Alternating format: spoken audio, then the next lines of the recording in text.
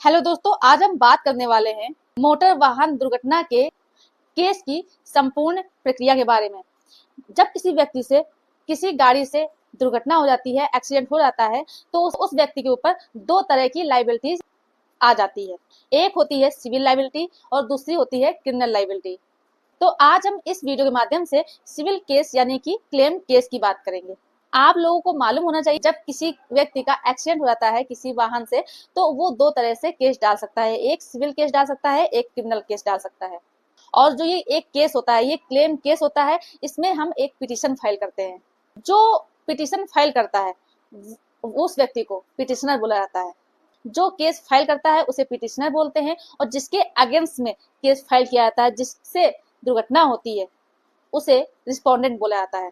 आप लोगों को बता दें कि जो मोटर एक्सीडेंट एक्ट है, उसके अंतर्गत जो धारा है 140 और 166, उसके अंतर्गत हम केस फाइल करते हैं। साथ ही साथ इसके अंतर्गत सीपीसी के भी कुछ धाराएं फॉलो की जाती हैं। अब आप लोग सोच रहे होंगे पिटिशनर कौन कौन हो सकता है। तो पिटिशनर जो व्यक्ति होते हैं वो होते हैं जिसके साथ दुर्घटना हुई है, या मान लीजिए कि दुर्घटना से उस व्यक्ति की डेथ यानी कि मृत्यु हो गई है, तो जिसकी मृत्यु हुई है उस व्यक्ति के जो लीगल हेयर है वो लोग भी पिटिशनर हो सकते हैं। यानी कि जो उत्तराधिकारी होते हैं वो लोग भी कोर्ट में पिटिशन फाइल कर सकते हैं। दूसरी चीज, आप लोगों को इस चीज की जानकारी होनी चाहिए कि आप पिटिशन तो फाइल कर सकते हैं, लेकिन कहाँ पर आप किस कोर्ट में आप पिटिशन फाइल कर सकते हैं।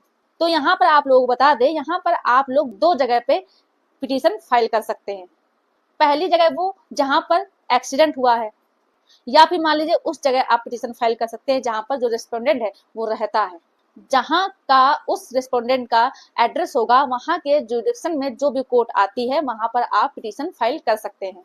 तो अब ये आपको चीजें समझ में आ गई। इसके साथ साथ आपको ये समझना चाहिए कि आपको जब आप पिटिशन फाइल करने जा रहे हैं तो आपको किन किन डॉक्यूमेंट्स यानी कि किन किन कागजों की आवश्यकता होनी चाहिए, कौन कौन से कागज आप कोर्ट में लगा सकते हैं। सबसे पहले आपकी जो एफआईआर हुई है उसकी कॉपी लगेगी। इसके साथ साथ जो पुलिस की चार्जशीट यानी कि जो फाइनल रिपोर्ट होती है उसकी कॉपी लगेगी। साथ ही साथ ऑर्डर शीट जो होती है उसकी कॉपी लगती है। जो क्लेमेंट है उसकी आईडी प्रूफ लगती है, यानी कि जो पिटिशनर है उसकी आईडी प्रूफ लगती है। अब मान लीजिए जिस व्यक्ति का एक्सीडेंट हुआ है उसकी मृत्यु हो गई है, तो जो भी उत्तराधिकार है उनकी आईडी प्रूफ लगेगी। तो ये सारे कागज हैं जो कि आप इन्हें लगा करके ट्रिब्यूनल में केस फाइल कर सकते हैं। अब ये थी तीन जानकारी। पहली जानकारी आपको ये हुई कि पिटिशनर और रिस्पोंडेंट कौन होगा। दूसरी चीज, आप किस कोर्ट में कहां पर आप केस फाइल कर सकते हैं। तीसरी चीज, आपको ये पता चली कि कौन कौन से आप कागज लगा सकते हैं। अब चौथी जो जानकारी है वो ये है कि रिस्पोंडेंट आप किसको किसको बना सकते हैं। तो अब बात करते हैं रिस्पोंडेंट की। तो पहला व्यक्ति वो होगा जिसके नाम से गाड़ी होगी, यानी कि जो व्हीकल का ऑनर होगा। दूसरा आप बना सकते हैं जो व्यक्ति ड्राइव कर रहा था, यानी कि जो गाड़ी चला रहा था, क्योंकि कभी कभी ऐसा भी होता है कि गाड़ी किसी और की होती है लेकिन गाड़ी चला कोई और रहा होता है। तो दो व्यक्ति इस तरह से हो सकते हैं। लेकिन कभी कभी ऐसा भी होता है कि गाड़ी जिसकी होती है वही गाड़ी को चलाता भी है। तो कहने मतलब ये है कि गाड़ी जिसके नाम से अगर वही गाड़ी चला रहा है तो वही पार्टी बनाया जाएगा, और अगर गाड़ी कोई और चला रहा है और गाड़ी किसी और की है तो आप थर्ड पार्टी जो गाड़ी चला रहा है उसे भी बना सकते हैं। और मान लीजिए कि गाड़ी इंश्योर्ड है, गाड़ी का इंश्योरेंस हो रखा है, तो आप गाड़ी के इंश्योरेंस कंपनी को भी पार्टी बना सकते हैं। यहाँ पर अच्छी बात यह है कि जिन गाड़ियों का इंश्योरेंस होता है वहां पर जो क्लेम देना रहता है उसकी लायबिलिटी इंश्योरेंस कंपनी के ऊपर होती है, ऑनर के ऊपर इसकी कोई भी जिम्मेदारी नहीं होती है। तो जिस व्यक्ति के गाड़ी का इंश्योरेंस हो रखा है और उससे किसी व्यक्ति का एक्सीडेंट हो जाता है तो उसके एक्सीडेंट का जो क्लेम का भार होता है वो पूरी कंपनी के ऊपर भार होता है। ये सारी चीजें आपको कंप्लीट करनी रहती है। इसके बाद जो पिटीशन की कॉपी होती है उसकी आपको 3 कॉपी करानी रहती है, जो कि 3 कॉपी आपको कोर्ट में देनी रहती है। और ये सारी चीजें अगर आपके पास हैं, सारे कागज कंप्लीट है, आपको कोर्ट के बारे में जानकारी है, आप किसको किसको पार्टी बना रहे हैं, ये सारी चीजें आप जब क्लियर कर लेते हैं तो आपका केस फाइल हो जाता है। जब केस रजिस्टर्ड हो जाता है तो जो पिटिशनर है उसे अपने केस के बारे में और क्लेम के बारे में पूरी जानकारी देनी रहती है। और कोर्ट को ये लगता है कि जो पिटिशनर जानकारी दे रहा है, ये जो केस है ये जेन्युइन है, और कोर्ट को लगता है कि इस केस में एक्सीडेंट हुआ है, तो कोर्ट जो रिस्पोंडेंट है उसे नोटिस भिजवाती है। यानी कि कोर्ट के द्वारा जो रेस्पोंडेंट है उन्हें नोटिस भेज दी जाती है, और जो रेस्पोंडेंट है उन्हें कोर्ट में अपीयर होना पड़ता है इसके बाद में। तो नेक्स्ट डेट में रिस्पोंडेंट को कोर्ट में आना रहता है, किसी एडवोकेट को हायर करना रहता है और वहां पर आकर के रिस्पोंडेंट को कोर्ट में अपीयर होना पड़ता है। इसके बाद होता ये है कि कई जगह ऐसा भी होता है कि पुलिस को भी डार फाइल करनी पड़ती है। डार मतलब डिटेल्ड एक्सीडेंट रिपोर्ट, यानी कि जो एक्सीडेंट हुआ है उसके अंतर्गत जो भी इन्वेस्टिगेशन किया गया है उसकी पूरी रिपोर्ट कोर्ट में प्रस्तुत करनी रहती है। तो जब रेस्पोंडेंट कोर्ट में अपीयर होता है अगली हियरिंग में, तो उसे सबसे पहले डार यानी कि डिटेल्ड एक्सीडेंट रिपोर्ट की कॉपी देनी रहती है, और जो डार की रिपोर्ट होती है उसकी एक कॉपी जो पिटिशनर होता है उसे भी दी जाती है।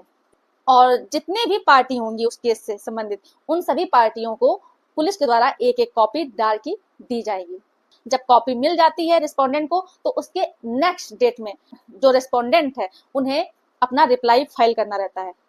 आप लोग बता दें, डार की कॉपी मिलने के बाद जरूरी नहीं कि नेक्स्ट डेट में ही रिप्लाई रिस्पोंडेंट को फाइल करना रहेगा, उसे 60 दिन का समय दिया जाएगा अपना जवाब देने के लिए, और उन 60 दिन के अंदर रिस्पोंडेंट को अपना रिप्लाई फाइल करना रहता है कोर्ट में।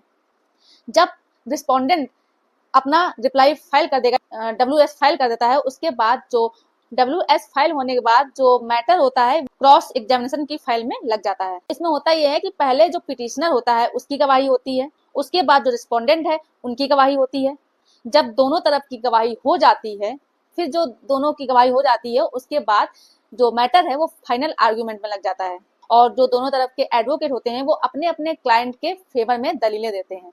फाइनल आर्गुमेंट हो जाता है उसके बाद जो मैटर है वो जजमेंट में लग जाता है, और जजमेंट में लगने के बाद ये कोर्ट निर्धारित करती है, ये कोर्ट देखती है कि ऑर्डर क्या आएगा।